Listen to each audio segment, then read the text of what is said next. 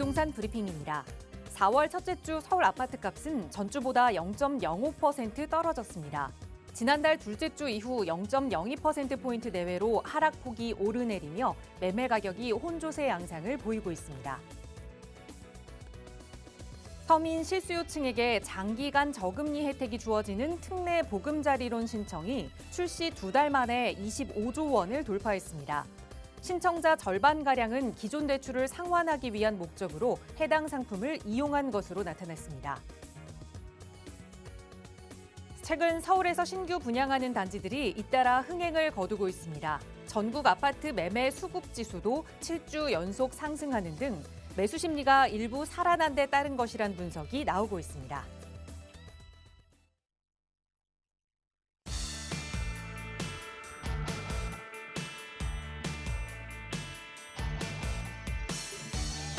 여러분 안녕하십니까? 부동산 고민 무엇이든 물어보세요. 진행의 김진주입니다.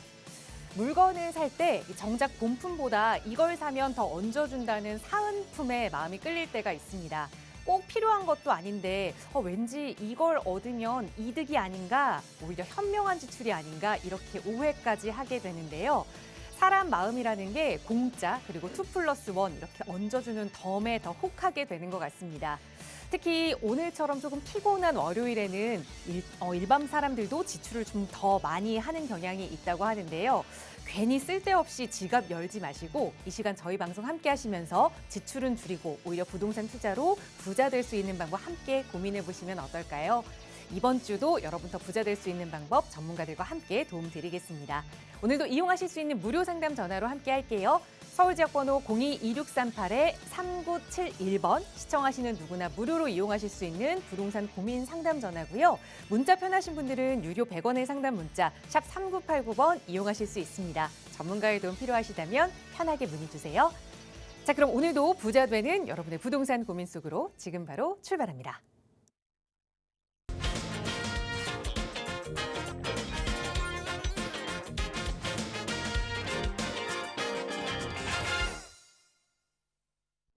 네, 주말 날씨가 참 좋았습니다. 잘 보내셨나요? 또 새롭게 한 주가 시작됐는데 이제는 또 부동산 공부를 해봐야겠죠. 오늘 함께해 주신 부동산 전문가 먼저 소개해드리겠습니다.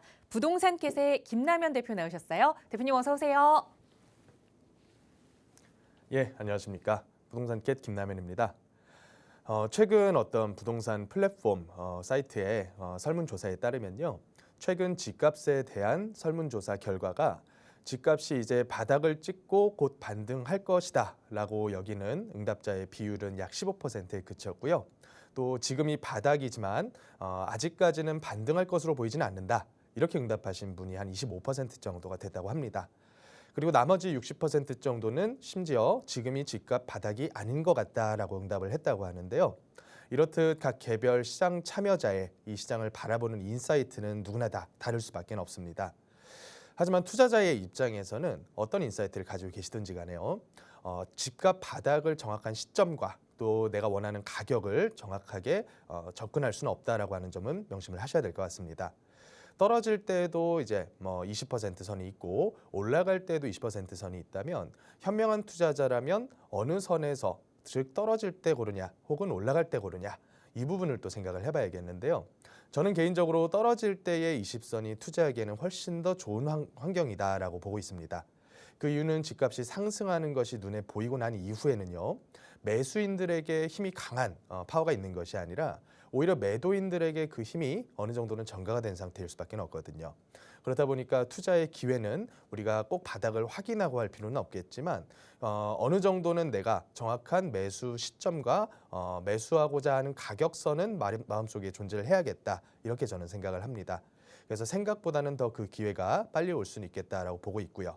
그래서 이 TV를 시청하고 계시는 우리 시청자분들 중에서 내가 원하는 그 물건을 어느 시점에 어느 가격에 사야 될지 혼동되시는 분들 많이 전화 주셔서 저 의논하시고 현명한 투자 기회를 잘 살리셨으면 좋겠습니다.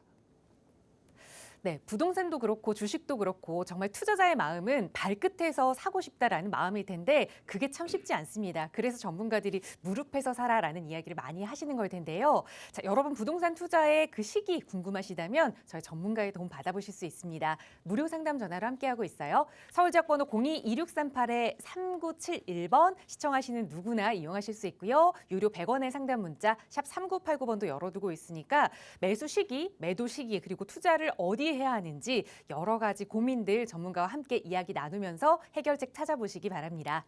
자, 오늘 월요일 이 시간도 바로 시청자 여러분의 고민 해결해 드리는 시간 이어가 볼 텐데요. 바로 첫 번째 시청자분 전화 연결해서 말씀 나눠보겠습니다. 여보세요? 예, 여보세요? 네, 안녕하세요. 반갑습니다. 네, 안녕하세요. 네, 시청자님 오늘 어떤 고민 이야기 좀 나눠볼까요? 제가 신정역, 양천구 신정역 2번 출구 네. 거기서 나오면 이제 세대수가 많지 않은 이제 나홀로 아파트를 갖고 있어요. 네. 예, 그래서 그게 거기가 이제 도시 재개발 된다는 그게 있어서 동의서 내라고 해서 동의서 냈거든요. 네. 근데 이제 그게 가능성이 있는 건지 제가 이제 좀 다주택자라서 이거를 계속 끌고 가야 되는 건지 아니면 괜찮으면 그냥 놔두고 그냥 계속 세를 주고 그러려고 하는데 네.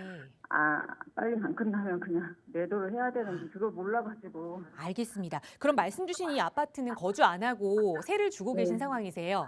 예, 예. 그럼 투자 목적으로 가지고 계신 건데 말씀 주신 양천구 신정역 2번 출구 앞에 좀 작은 나홀로 아파트 얼마 전에 이 재개발 동의서를 내라고 해서 내긴 했지만 기간이 너무 많이 걸리면 좀 매도하고 싶다라는 마음이신 것 같아요. 예, 투자 예. 가치를 좀 살펴봐야 될 것 같네요. 대표님 도움 받아볼게요. 인사 나눠보세요. 예. 안녕하세요. 예, 안녕하세요, 대표님. 예, 반갑습니다. 말씀 잘 들었고요.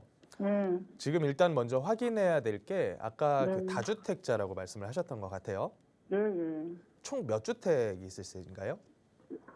지금 사는 집까지 4개요. 4주택자. 예, 예. 그게 다 시청자님 단독 개인 명의로 다 돼 있으세요? 예, 예. 그럼 종부세가 좀 나오셨겠어요?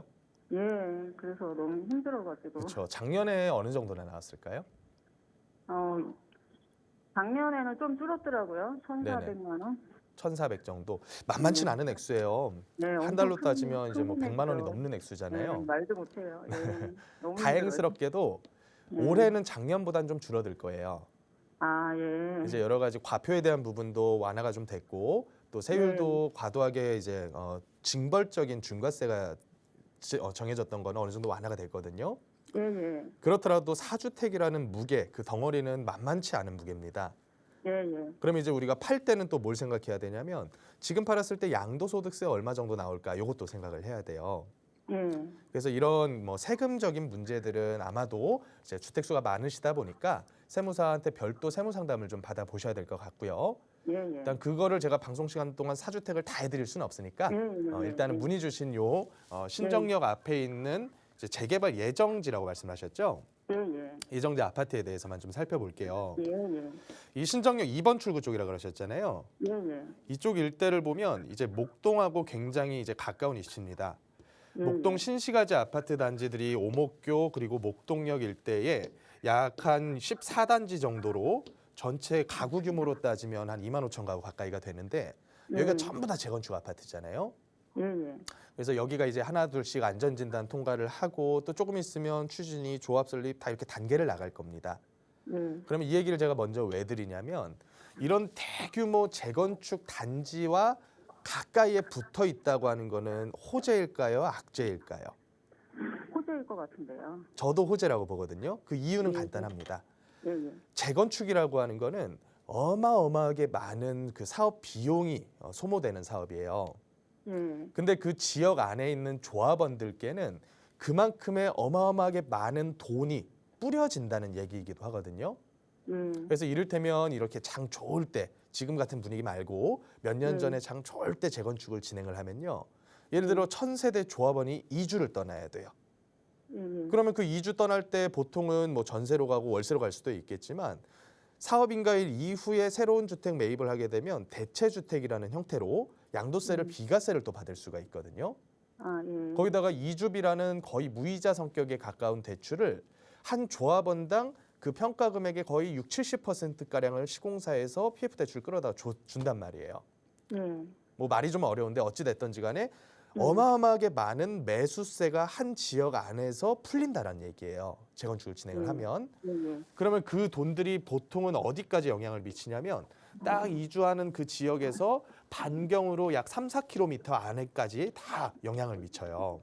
아, 그게 왜 그러냐면 보통은 한 지역에 우리가 집을 딱 들어가서 살 때는요. 내 직장과의 통근거리도 생각해야 되죠. 자녀 있으면 자녀 학교도 생각해야 되죠. 따질 게 굉장히 많잖아요. 예, 예. 그러니까 한 번 이사 들어가면 그 지역을 쉽게 못 떠난다는 얘기예요. 예, 예, 맞아요. 그렇다 보니까 벗어날 수 있는 범위가 3~4km를 넘어서 벗어나기가 쉽지가 않아요. 그러면 이 많은 25,000 가구급의 목동이 재건축이 됐을 때 그 영향권에 들어 있는 지역이라는 것은 누가 봐도 뻔한 일이에요.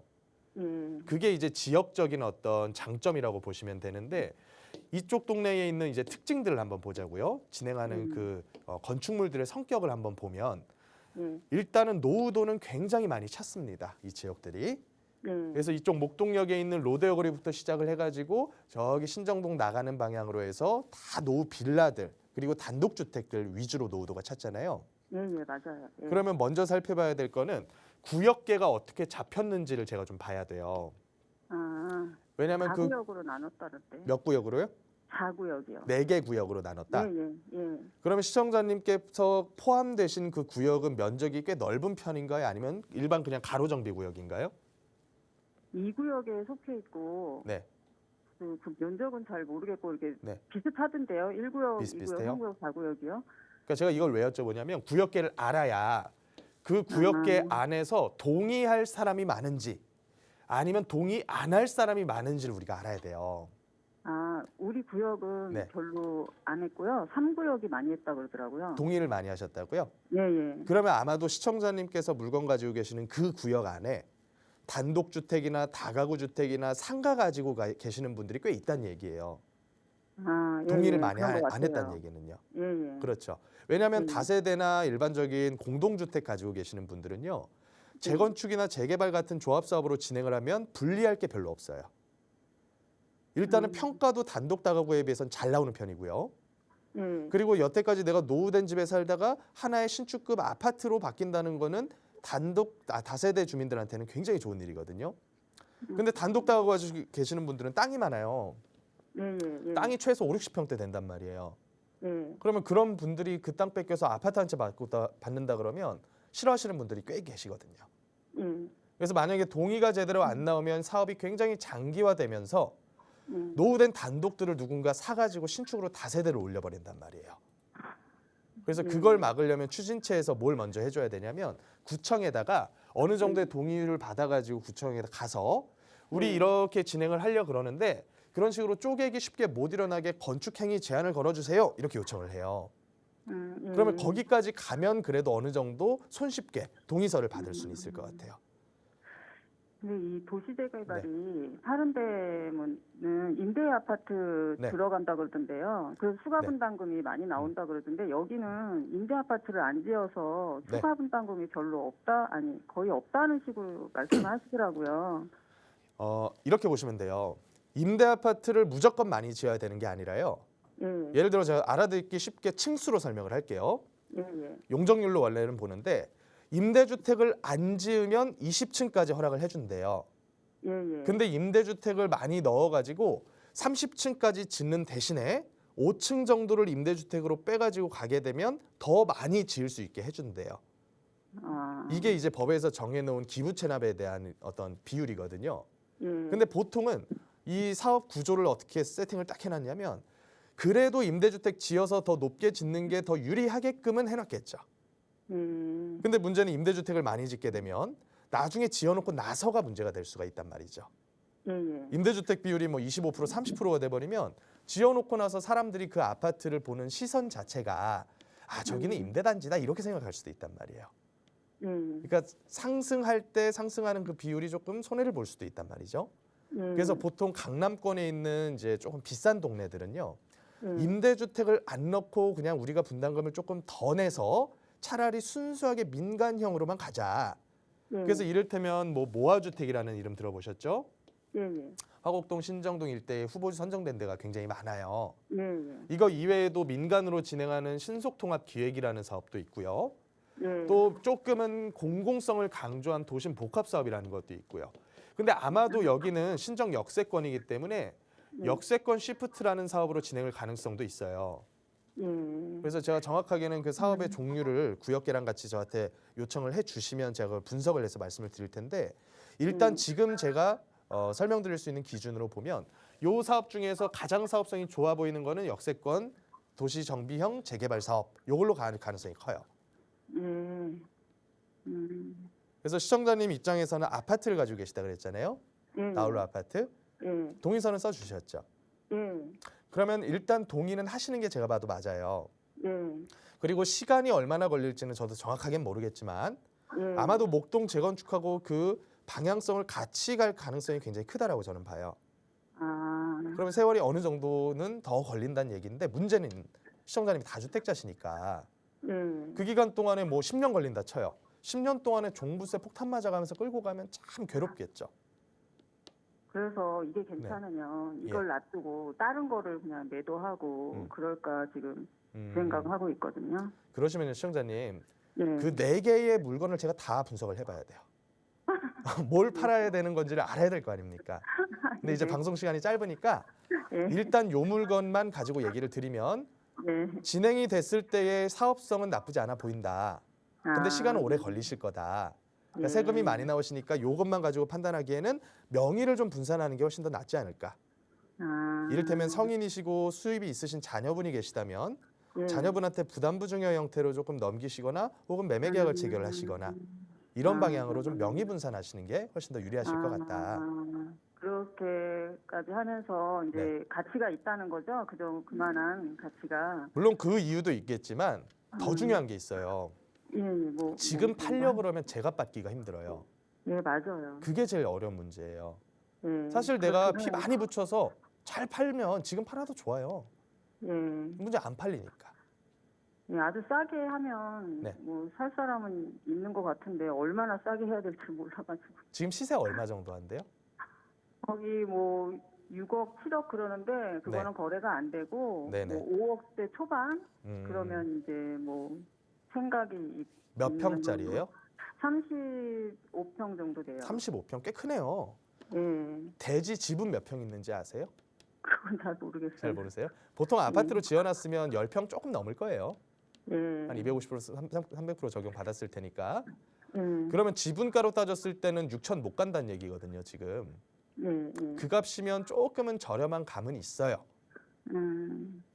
그래서 만약에 시청자님, 왜냐면 목동 신시가지들이 다 1억 넘어가거든요, 지분가로는. 아, 그래요. 그러니까 지금 상황에서는 그게 최선이기 때문에 예. 만약에 이거 세금 줄여가면서 더 끌고 가실 거면 명의는 좀 분산 꼭 시키셔가지고 끌고 가시는 게 좋을 것 같아요. 하다못해 부부간 증여라도. 아, 종부세는 인당 과세이기 때문에 부부간 증여도 상당히 좋은 방법이 될 수 있어요. 아, 부부가 중요. 예. 네네. 6억까지는 비과세 가능하잖아요. 아, 예, 예, 예. 그래서 좀 더 자세한 상담은 한번 오세요. 지금은 아, 네 예. 개를 다 분석할 수가 없어요. 예, 예. 네, 여기까지만 정해드릴게요. 예, 감사합니다, 대표님. 감사합니다. 예. 예.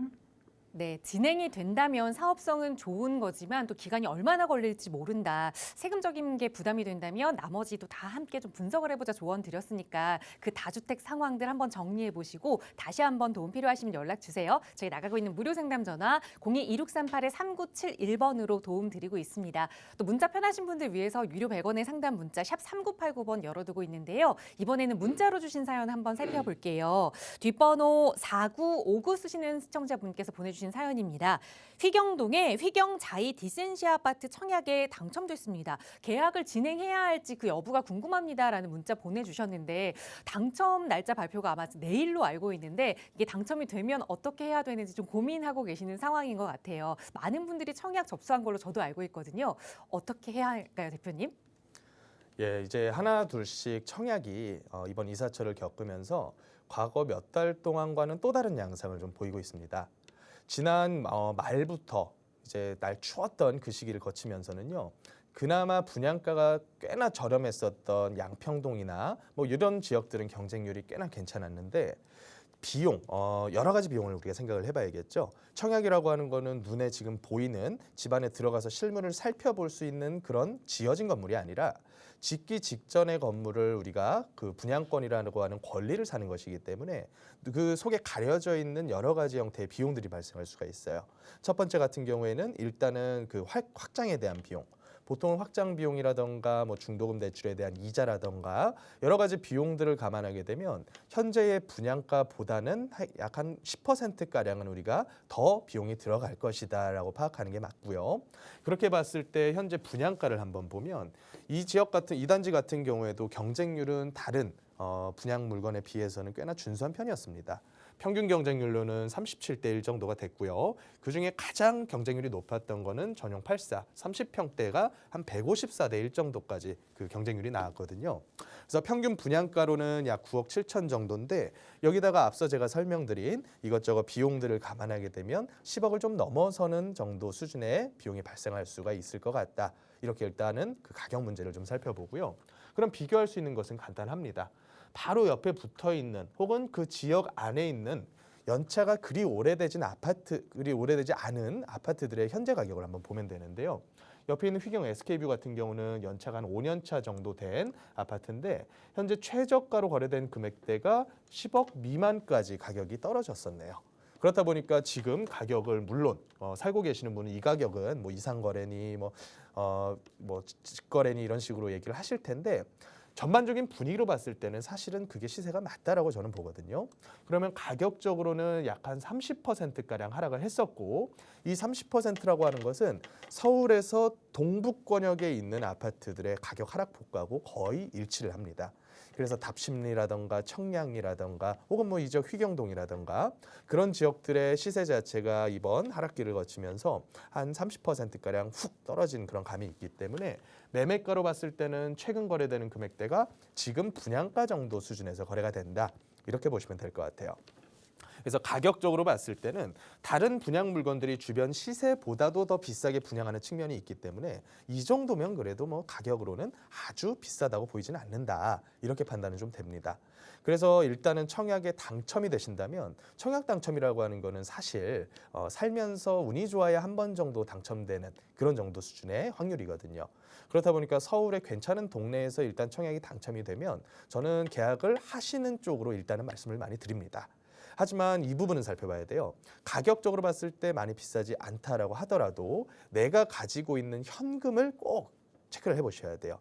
예를 들어 10억짜리 물건에 당첨이 됐으면서 내가 계약금 치를 정도의 현금밖에는 없다. 그러면 예를 들어 한 20% 계약금 낸다라고 치더라도 약 8억가량은 중도금 대출과 그리고 마지막에 잔금 시에 잔금 대출로 전환해서 개인 대출로 끌고 가야 되거든요. 하지만 최근에 금융에 대한 그런 많은 악재들이 있기 때문에 지금 우리가 살펴봐야 될 거는 단순히 이자 금리가 몇 프로 나가느냐 분야만 볼 것이 아니라요. 일단 이자 대비해서 원금과 함께 상환해야 되는 원리금 상환액과 내 소득을 철저히 보셔야 됩니다. 왜냐하면 지금 DSR이라는 기준 자체가 원리금 상환액 대비해서 나의 소득을 물어보기 때문이죠. 그래서 이 소득 대비한 원리금이 40%를 넘어가지 않을 정도까지만 대출을 해주기 때문에 단순히 뭐 특례보금자리론 같은 형태로 LTV 60에서 70%로 대출을 해준다고 무조건 안전한 것은 아니다. 그래서 내 소득이 지금 항상소득으로 봤을 때 원리금 정도 수준에서 한참을 넘어서서 60%가량은 더 초과하는 정도의 소득이 발생을 한 분들만 이것을 이제 계약을 하시기를 바라겠고요. 일단은 이 계약 부분에 있어서는 가격적으로는 조금은 뭐 매력적인 아주 매력적이라고 볼 수는 없지만 다른 분양 물건에 비해서는 조금은 매력적이지만 그렇다 그래서 내가 무리한 대출을 껴서 무조건 잡아야 될 정도의 가격은 아니다. 이렇게 정리를 하면 될 것 같습니다.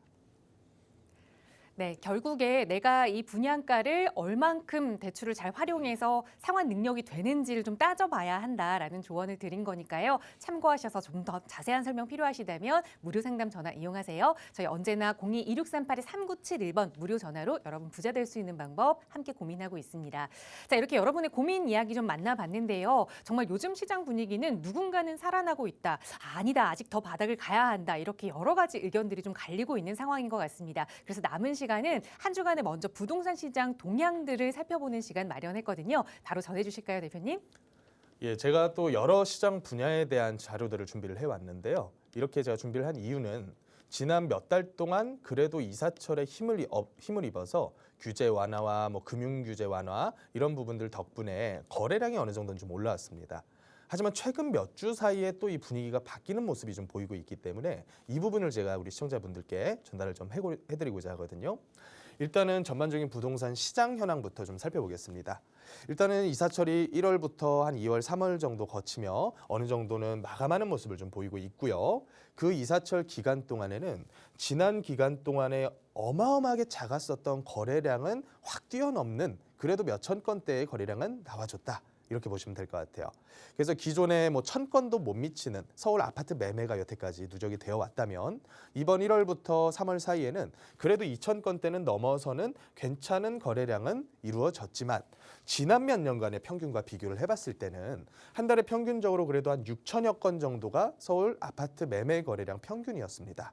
하지만 이번에 있었던 이사철에는 그보다는 좀 못 미치는, 한참 못 미치는 거래량이 나왔고 또 가격으로 봤을 때도 가격이 지난 가을 이후부터 굉장히 큰 폭으로 빠졌었던 송파구, 또 강동구, 노원구 이런 지역들 위주로 대형 단지들 신축급의 아파트들이 그래도 한 10%에서 많으면 한 12, 13% 정도까지는 가격 반등이 이루어졌다. 이렇게 보시면 될 것 같습니다. 그래서 거래량은 급상승했고 송파, 강동, 노원 같은 지역들의 거래량이 크게 큰 폭으로 높아진 그런 개념이 좀 있다. 그래서 가격 반등도 함께 나왔는데 송파 대형 단지들이 한 10에서 15%가량 가장 도드라지는 상승폭을 좀 기록을 했고요. 다만 최근 몇 주 동안의 분위기가 어떻게 급반전을 했느냐. 이제 계절적인 요인도 어느 정도 끝났단 말이죠. 그런데 지난달부터 계속 악재들이 발표가 되고 있어요. 그 중에 하나가 일단 금융시장의 불안성이 이 실물 자산으로 번지는 모습이 또 보이고 있거든요. 그래서 지난달부터 계속 나오는 금융위기라는 단어가 이 사실을 시장에 오랫동안 접근하셨던 분들에게는 굉장히 악몽 같은 단어거든요. 지난 2008년에도 금융위기로 인해서 이 잘 나가던 시장이 완전히 꼬꾸라지면서 긴 기간 동안 상당히 고생을 많이 하신 분들 계실 거고요. 이 금융위기라는 단어는 사실은 어느 분야, 어느 국가에서 발생하게 될지는 아무도 파악을 할 수가 없습니다. 당연스럽게도 가장 취약한 분야 위주로 해서 먼저 발생을 하겠지만 그 취약한 분야가 어느 나라, 어느 시장 영역에서 발생한지 모른단 말이죠. 그렇다 보니까 지금 같은 위험이 많은 시장에서는 이 돈을 지키고자 하는 심리가 벌고자 하는 심리보다 더 커질 수밖에 없습니다. 그래서 이 실물 시장에 공격적으로 배팅하시는 분들이 최근 몇 주 동안에 또다시 줄어들고 있는 모습을 좀 보이고 있고요. 또 그에 따라서 아파트 매물을 가격이 오르니까 그래도 최고가에 팔아보자 걷어 들이시던 분들이 또 호가를 다시 최저가 얼마 차이 안 나는 수준에서 하나씩 내놓고 계십니다. 그래서 이런 부분들이 최근에 몇 주 동안에 발생하고 있는 그런 이슈이고 또 지역별로 봤을 때는 서울에서 많이 빠지고 아주 좋은 입지의 강남권 지역들은 거래량이 확 커지면서 가격 반등까지 이루어냈지만 나머지 서울 외곽 지역이나 혹은 경기도 외곽 지역들 같은 경우에는 그마저도 현재 이번 이사철에 일어나지 않았다라고 하는 것을 아실 필요가 있을 것 같아요.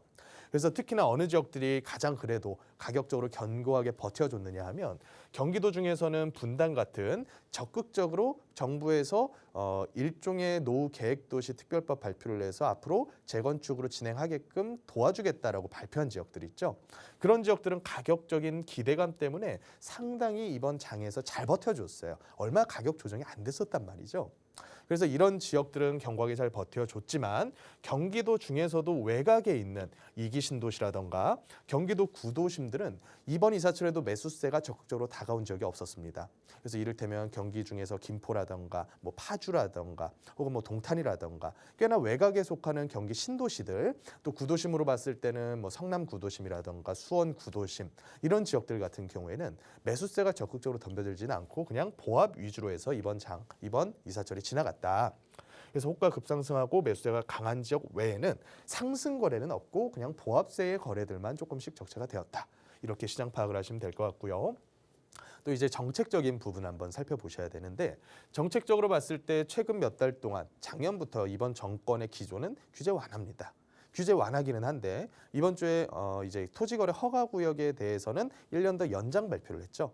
그래서 여태까지 완화돼 왔었던 규제들을 한번 보면 일단 취등록세 부분. 여태까지 중과된 취등록세는 이 2주택자는 4%, 3주택 이상자는 뭐 8% 이런 식으로 굉장히 과다하게 그 규제를 많이 썼었는데 아니죠 12%까지 했었죠. 8% 12%까지. 근데 이 부분을 2주택자는 일반세율 그리고 3주택 이상자는 2분의 1로 해서 6%가량. 그래서 굉장히 큰 폭의 취등록세 완화 발표를 했습니다. 물론 이게 법 개정까지 통과는 하지 않았기 때문에 소급해서 나중에 환급해 준다고는 얘기를 하고 있죠.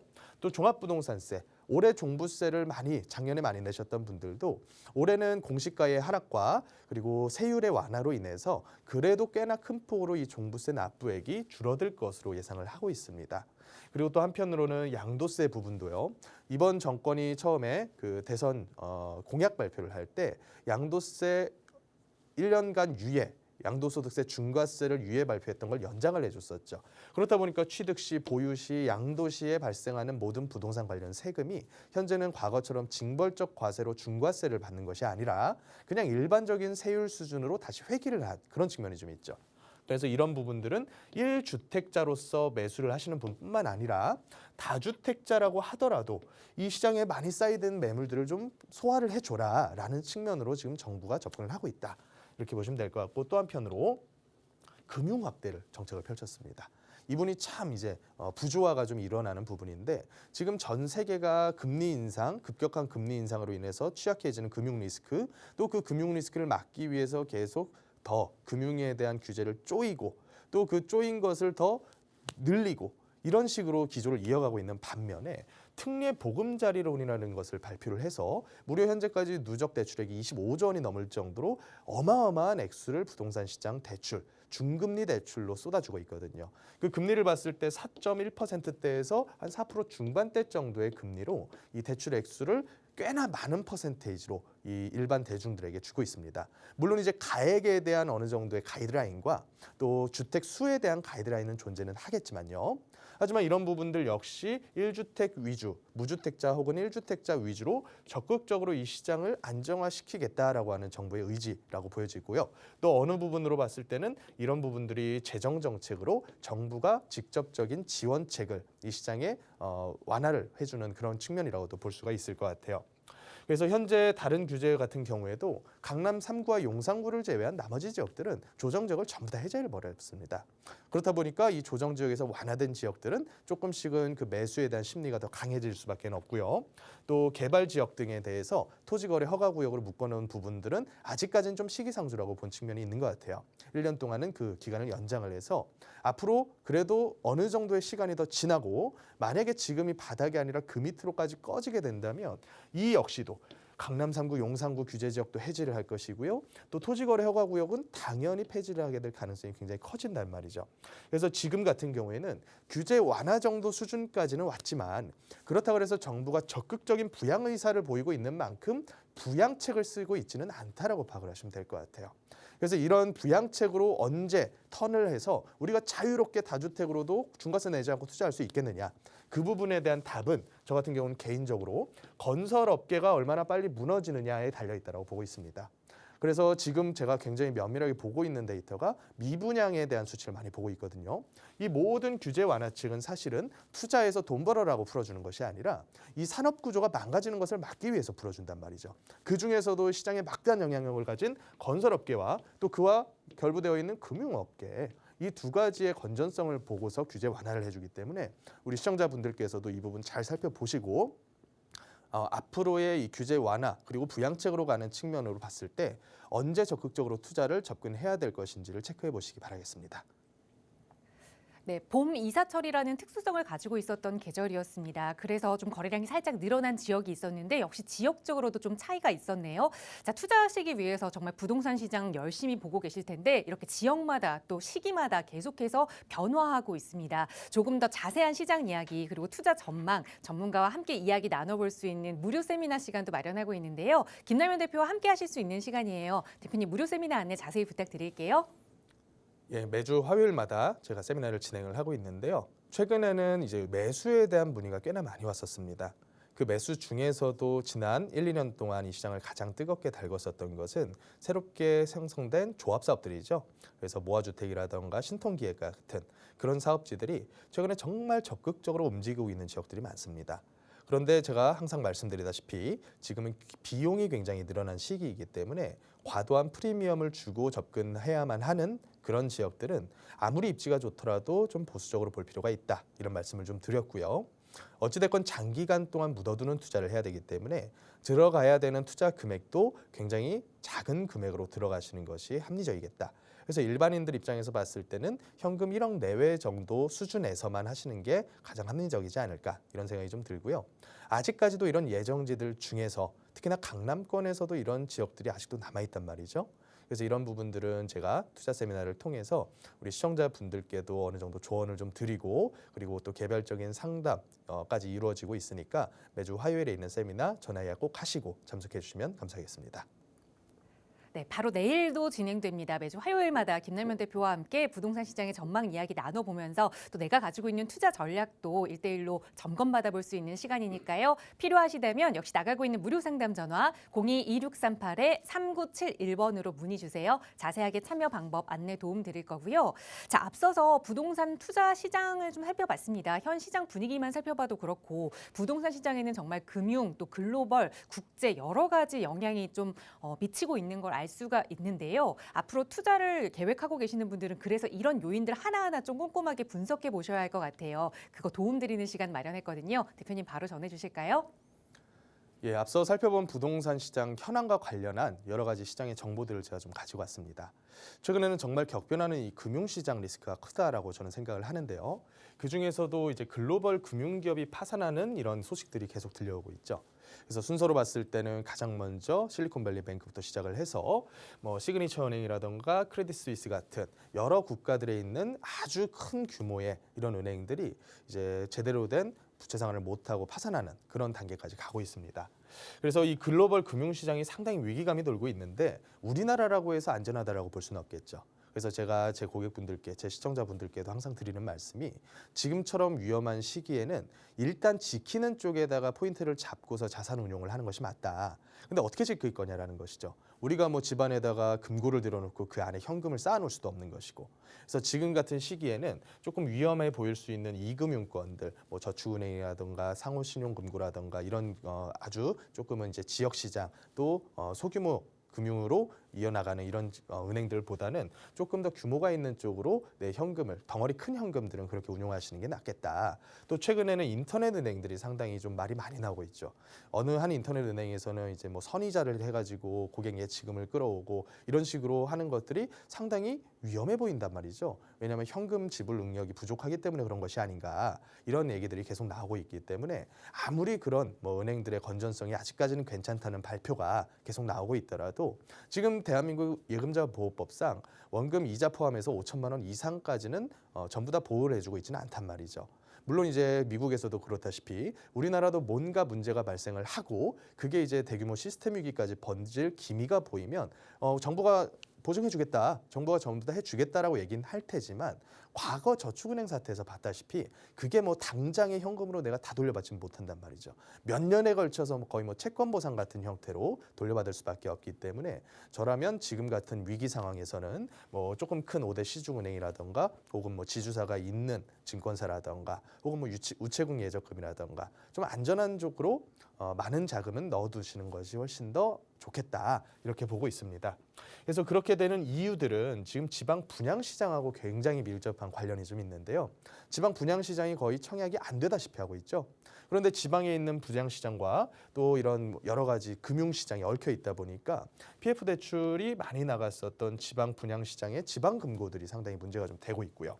또 최근에는 은행 앱을 통해서 당장에 내가 영업점을 달려가지 않더라도 뭐 금방금방 어플을 통해서 계좌 이체로 돈을 다 빼낼 수가 있단 말이죠. 그래서 일종의 뱅크런이 굉장히 손쉬워진 측면이 좀 있다. 그래서 과거 미국에서 이렇게 은행들이 도산했을 때도 이 부분이 꽤나 큰 영향을 미쳤다라고 분석들을 많이 하고 계시더라고요.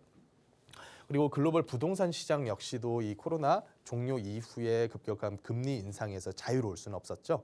그래서 최근에 많이 뉴스가 나오는 것이 미국의 주택이 아닌 상업용 부동산이 꽤나 위험하다. 그래서 이 CRE, 미국에 있는 상업용 부동산 같은 경우에는 우리나라도 마찬가지지 않습니까? 대출을 많이 끌어다가 매입을 하고 또 대출을 통해서 계속 이 포트폴리오를 구성을 하기 때문에 이 금리가 굉장히 급격하게 인상한 시기에 1차적인 충격을 받았고요. 또 두 번째로는 뭐가 있냐면 임대차 부분이 있겠죠. 지금 코로나를 거치면서 재택근무도 확산됐고 또 필수 상용 인력들이 많이 줄어들다 보니까 지금 같은 상황에서는 이 인력이 줄어들면 당연히 고정적인 공간에 대한 수요도 줄어들 수밖에 없겠죠. 그렇다 보니까 공실률이 한 5% 남짓돼 있었던 그런 상업용 부동산들도 최근에는 20% 이상까지 공실률이 확대된다라는 얘기가 나오고 있습니다. 그렇다 보니까 이런 상업용 부동산에 대한 저당 증권 같은 경우에도 연체율이 꽤나 큰 폭으로 상승하고 있는 좀 불안한 모습을 또 보이고 있죠. 그래서 우리나라 같은 경우도 이런 상업용 부동산이나 대출을 많이 껴야 되는 상가, 오피스 이런 물건들은 이금융권에서 주로 다루다 보니까 조금 더 위험해지는 측면이 좀 보이고 있다라고 보고 있고요. 또 임대차 시장에 대한 부분도 한번 살펴보겠습니다. 이제 누구나 다 아시다시피 최근에는 전세가 모든 지역에서 꽤나 큰 폭으로 조정이 됐었죠.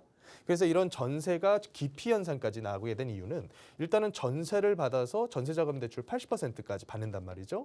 근데 이거에 대한 이자가 과거 몇 년 전까지는 2% 초반대였는데 이 2% 초반이었던 이자가 최근에는 4, 5%대까지 올라버렸다는 거죠. 그러니까 예전에 3억짜리 전세를 살면 2억 4천 대출 받아서 80% 대출을 받아다가 2%면 한 1년에 500만 원대 정도 낼 거란 말이죠. 그래서 6천에다가 이자를 한 40만 원 내면서 살았다면 최근에는 이 이자가 1,000만 원까지 올라갔다는 거죠. 그러니까 6천에다가 100만 원짜리 이자를 내면서 사느니 옆에 보면 3천에 100만 원짜리 월세가 있거든요. 월세가 비교적 저렴하게 여겨지는 시기가 왔었다. 그래서 이번 이사철을 거치면서 당연히 자본주의는 월세에 대한 선호도가 높아지면 전세가 무한정 빠지는 것이 아니라 월세가 올라가게 되겠죠. 월세 상승폭이 높아지고 또 이번에 평균 전세와 월세 보증금은 하락을 했지만 월세 부담액이 25%가량까지 늘어난 지역들이 있더라. 그래서 서울에 특히나 좋은 입지에 있는 지역들 같은 경우에는 선호도가 높다 보니까 월세가 굉장히 큰 폭으로 높아진 지역들이 꽤나 많이 발생을 했습니다.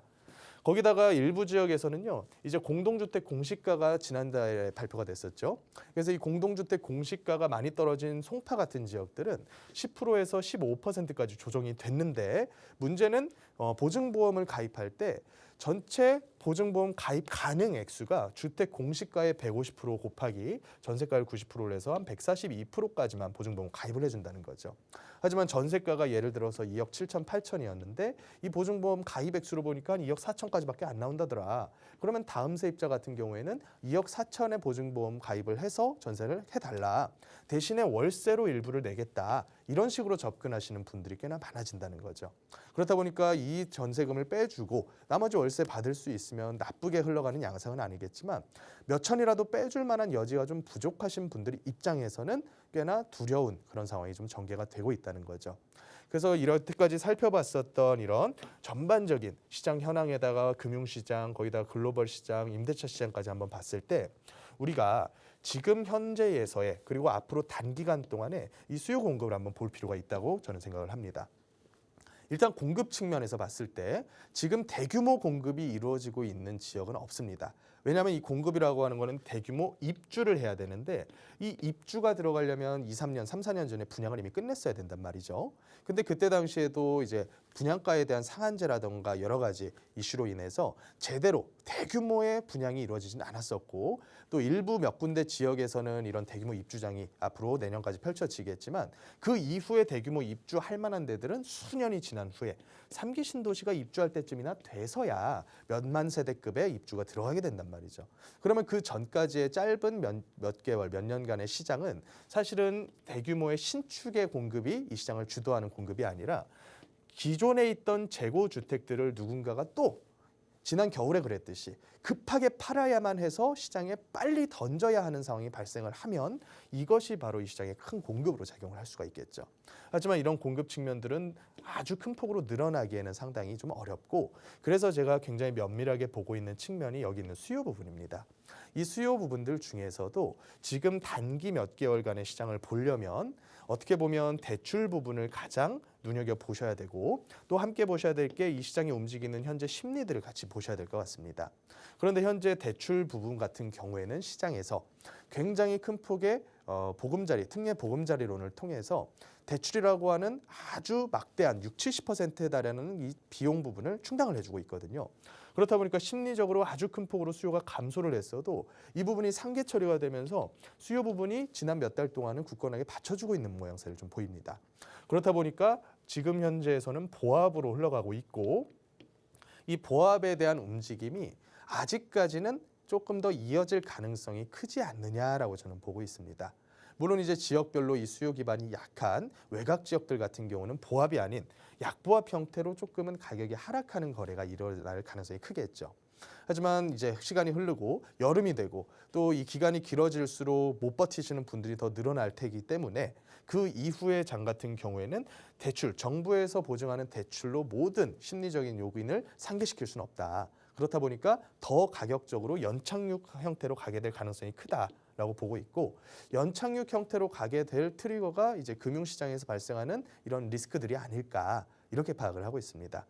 물론 이제 단기적으로 이렇게 대출 부분들이 어느 정도 꺼지다가 어느 정도 대출 부분에 대한 건전성이 확보가 되면서 대출을 다시 많이 예전처럼 경기 부양을 위해서 내주다 보면 그래도 다시 한번 반등을 하게 될 효과가 있겠지만 문제는 중기적인 어떤 수요로 봤을 때는 우리나라의 성장적인 측면, 그로 인한 소득이라는 측면이 어느 정도는 확보가 되어줘야 이게 계속해서 유지가 되면서 몇 년 동안 다시 한번 상승할 수 있는 그런 힘이 생기지 않을까. 그래서 제가 파악하고 있는 이런 시장에서는 아직까지는 가격적인 하락을 정부에서 용인하려는 듯한 모습을 보이고 있고 이 부분이 더 심각화되면서 지방 미분양뿐만 아니라 수도권 또 치고 올라와서 서울에 있는 대규모 분양장까지 미분양이 심각해지게 되면 그때부터는 우리 시청자분들께서 알고 계시는 모든 규제는 규제가 아니라 이제는 부양책으로 전환되게 될 가능성이 굉장히 크겠다. 이렇게 파악을 하고 있습니다. 그래서 지금 상황에서 우리가 할 수 있는 투자로 봤을 때는 일단 내 집 마련이라고 하더라도요. 제가 아까 분양에 대한 상담 드리면서 이렇게 말씀을 드리지 않았습니까? 어차피 가격이라고 하는 거는 내가 원하는 가격에서 정확하게 잡을 수는 없겠지만 내 가지고 있는 현금과 내가 이거 위험을 버틸 수 있는 능력이 있는지를 체크를 해보시고 내 집 마련하는 것이 좋겠다. 그리고 두 번째로 투자로 봤을 때는 지금 할 수 있는 형태의 투자가 아주 급매로 나오는 뭐 아파트 같은 주택 매물들을 잡는 형태의 투자가 하나가 있겠고요. 또 한편으로는 재개발 예정지들, 뭐 조합 사업으로 갈 수 있는 예정지들 중에서 프리미엄이 많이 붙은 물건들은 좀 피하시되 좋은 동네, 제가 말씀드리는 좋은 동네는 당연히 비싼 동네입니다. 비싼 동네에 있는 프리미엄이 거의 형성되지 않은 물건들은 작은 투자 금액으로 접근할 수 있다면 묻어두는 형태로 접근하시는 게 훨씬 더 좋으실 것 같다. 특히나 지금 같은 상황에서는 내가 어느 정도 금액에서 이 목표를 잡고 있느냐에 따라서 매도인들이 끌려오거든요. 그래서 매도인들이 급한 시장이기 때문에 조금 더 적극적으로 지역 탐색에 대한 시야 넓히시고 발로 뛰시면서 많은 지역들에서 얼마만큼 빨리 이 사업들이 진행되시는지를 탐색해 보시기 바라겠습니다. 네, 부동산 시장에 영향을 미치는 여러 가지 요인들을 좀 자세하게 전해드렸습니다. 그 어떤 상황보다 이 보합 상황일 때 과연 아래로 흐를 것이냐, 위로 움직일 것이냐 이걸 잘 구분하지 못해서 우리 투자자들이 정말 어려움을 겪는 것 같아요. 그 매매 시기 그리고 매매 지역에 대해서 좀 공부할 수 있는 기본적인 틀을 전해드렸으니까 잘 참고하셔서 임장 활동도 좀 열심히 해보시고 그럼에도 불구하고 조금 더 자세한 상담이 필요하다 하신다면 저희 언제나 무료 상담 전화로도 도움드리고 있고요. 그리고 또 내일 김남면 대표와 함께 할 수 있는 무료 세미나도 준비하고 있습니다. 대표님 무료 세미나 안에 다시 한 번만 간략하게 부탁드릴게요. 예, 세미나는 무료입니다. 하지만 반드시 사전 예약을 해주셔야만 참석이 가능하시기 때문에 전화상으로 예약을 미리 해주시고요. 일단 최근 들어서는 제가 모아주택 관련된 얘기를 가장 많이 드리는 것 같아요. 그 부분이 시청자분들께서 가장 중요하게 생각하시는 투자처이시기 때문이겠죠. 그래서 이런 지역들 중에서도 현재 추진을 잘 하고 있는 지역과 그리고 굉장히 추진이 어려운 지역 또 가격적으로 추진하더라도 비싼 동네가 있고요. 추진이 안 되고 있는데 가격이 매력 있는 동네도 있습니다. 이 부분들을 파악하는 게 상당히 일반인 입장에서는 어렵죠. 그래서 이런 내용들을 위주로 내일 있는 세미나에서 제가 시청자분들을 만나뵈려고 하니까요. 예약 많이 해주시고 저랑 중요한 얘기들 많이 고민들 해결하셨으면 좋겠습니다. 네, 여러 가지 투자 중에서도 모아타운에 관심 있으신 분들은 꼭 참석해 보시고 모아타운이 아니더라도 투자 전략 전문가와 함께 이야기 나눠보고 싶다 하신다면 도움 주신다고 하니까요. 나가고 있는 번호로 꼭 예약하신 후에 좋은 시간 보내고 오셨으면 좋겠습니다. 저희 무료 상담 전화 02-2638-3971번 계속해서 열어둘 테니까요. 편하게 문의 주시기 바랍니다. 네, 오늘 저희가 준비한 시간은 여기까지입니다. 아울러 저희 프로그램은 여러분께 보다 다양한 정보 제공하기 위해 마련되고 있습니다. 해당 부동산의 가치나 매물 가격의 상승 하락은 보장하지 않는다는 점 유의해 주시기 바랍니다. 오늘 오후도 건강하게 보내시고요. 저희는 내일 이 시간에 다시 인사드리겠습니다. 함께해 주신 여러분 고맙습니다.